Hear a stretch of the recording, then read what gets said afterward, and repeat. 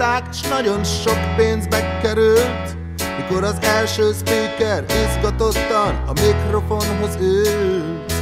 Érces hangja felszárnyolt és messzire repült, és egy hallgatóban megszólalt, a próba sikerült. s a Gyáli úton állt egy csukott bútorszállító, és ott volt 23-ban az első stúdió.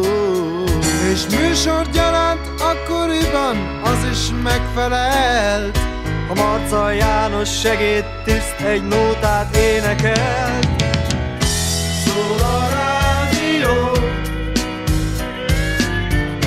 szól a rádió,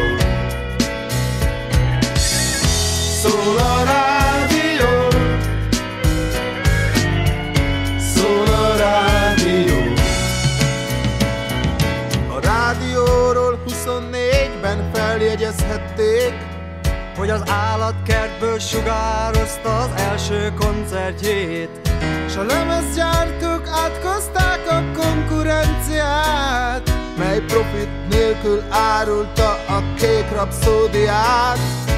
a közel lakó amatőrök tisztán hallották, mikor a Csepeli adó 25-ben jó reggelt kívánt. a magasba szöktek mindenféle furcsa antennák, és egy ügyes diák detektoros vevőt fabrikált. szól a rádió, Szól a rádió, szól a rádió, szól a rádió. a hőskorban már megtanulta minden bemondó, tilos rögtönözni, a leírt szöveg felolvasandó.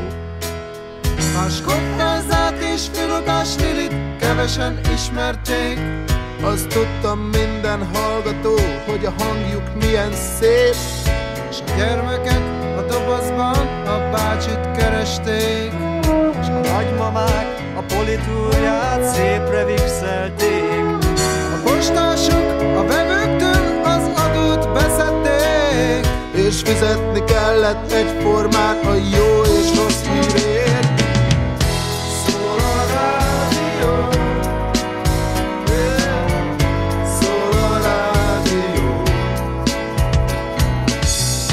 szól a rádió, szól a rádió.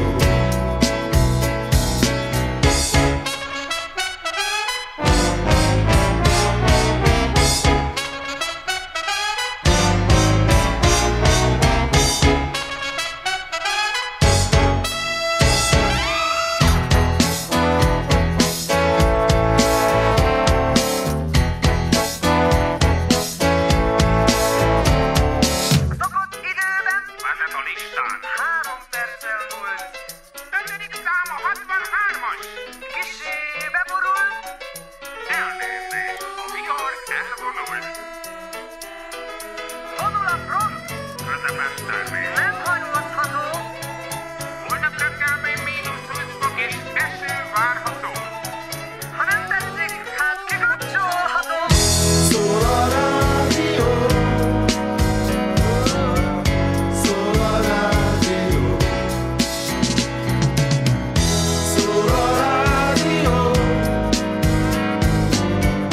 szól a rádió. S a sztereóban fogható, és ebben az a jó, hogy a két oldalról egy időben más-más hallható. a nagy zenekar hangzásában éppen az a szép, a középen ülsz és jól figyelsz, már teljesebb a kép. Néha zavar minket, s néha képek zavarják, Már zsebre vágjuk, s ha rosszul figyelsz, ő is zsebre vág. szép időben minden műsor tisztán fogható, És a programban a régi dal